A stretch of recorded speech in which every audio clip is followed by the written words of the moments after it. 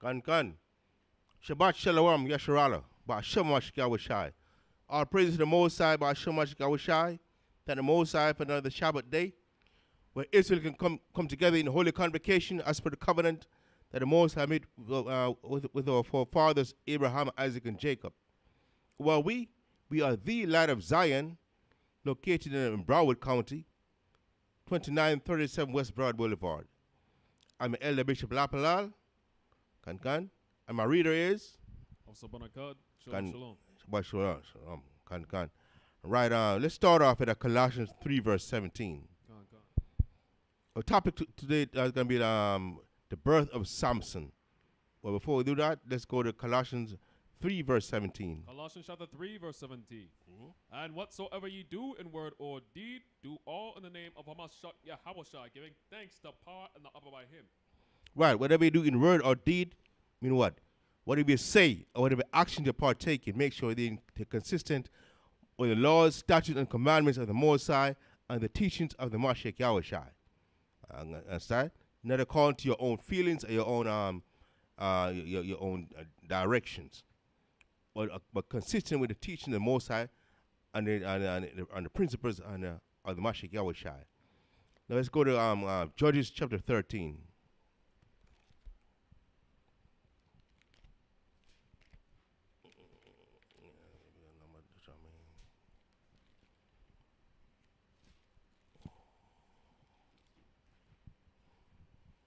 Judges chapter 13.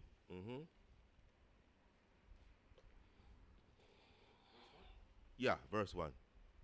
Judges chapter 13, verse 1. And the children of Israel did evil again in the sight of the Lord. And the Lord delivered them into the hand of the Philistines 40 years. See that? Whenever the Most High, whenever the children of Israel do evil in the sight of the Most High, we got punished. Because we are children of the Most High. Understand?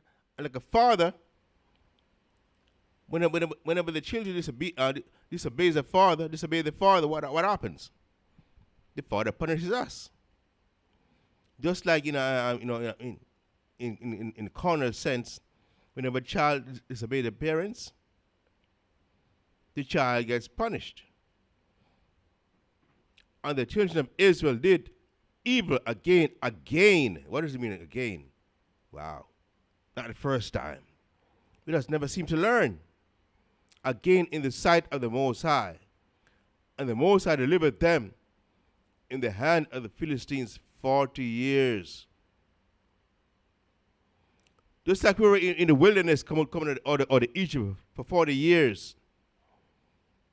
The Most High again delivered us into the hand of the Philistines, a heathen nations, to rule over us, to have dominion over us for 40 years. We have to learn, man, even in these last days, that when we disobey the Most High, we get punished for it. Read on. And there was a certain man of Zorah, of the family of the Danites, whose name was Manoah, and his wife was barren and bare not. Right, so it's talking about a certain man, a Danite, whose wife was barren. Read on. And the angel of the Lord appeared unto the woman, and said unto her, Behold now, thou art barren, and bearest not. But thou shalt conceive, and bear a son. Now therefore, beware, I pray thee, and drink not wine nor strong drink, and eat not any unclean thing. For lo, thou shalt conceive, and bear a son, and no razor shall come on his head, for the child shall be a Nazarite unto God from the womb. Right, so read on.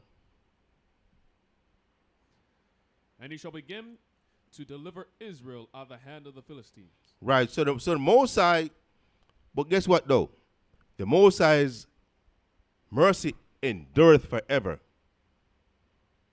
Even when we are not deserving of it, the Most High, because of the covenant that they made with our forefathers, He always delivers us out of any captivity that He put us in. It's never forever. Our punishment is never forever. Just like in these last days, our punishment is never forever. The Most High said what? He's going to raise up. He's going to raise up a savior. And a son of the son of the Danite.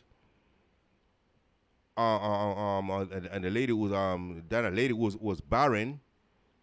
And he's going to be a Nazarite from birth. And he is the one who the Most High is going to use to deliver Israel from the bondage they were in under the Philistines. What did the Most High say about what he's going to be? What? A Nazarite from birth. What does a Nazarite mean? Good. Let's get number 6. Let's see what a Nazarite. What does it mean to be Nazarite? Number 6, chapter 1. Number 6, verse 1. Number 6, verse 1.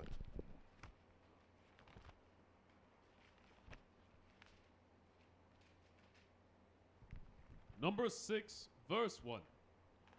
And the Lord spake unto Moses, saying, Speak unto the children of Israel, and say unto them, When either man or woman shall separate themselves to vow a vow of a Nazarite, to separate themselves unto the Lord, he shall separate himself from wine and strong drink, and shall drink no vinegar of wine, or vinegar of strong drink. Neither shall he drink any liquor of grapes, nor eat moist grapes or dry. All the days of his separation shall he eat nothing that is made of the vine tree, from the kernels even to the husk. Right. So this is they're giving the stipulations and the definitions of what being a Nazarite is. Understand what the terms and conditions of being a Nazarite. You shall eat no strong drink, no wine, no nothing of the no kind of liquor. Read on.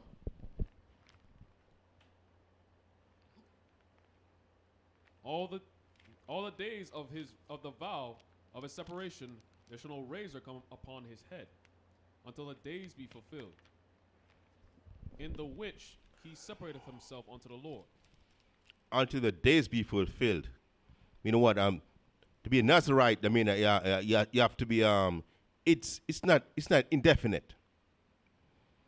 When you take the vow of a Nazarite, it's not indefinite. You take that vow for a certain period of time. It's not a perpetual, because a lot of people say, "Oh, I took the vow of a Nazarite," but hey. First of all, the only way you can take the vow of a Nazarite, you have to believe in a righteous kingdom. Understand? And the vow has to be for a certain period of time. And at the end of that period, at the end of that specified period of time, what do? You present yourself to the priest.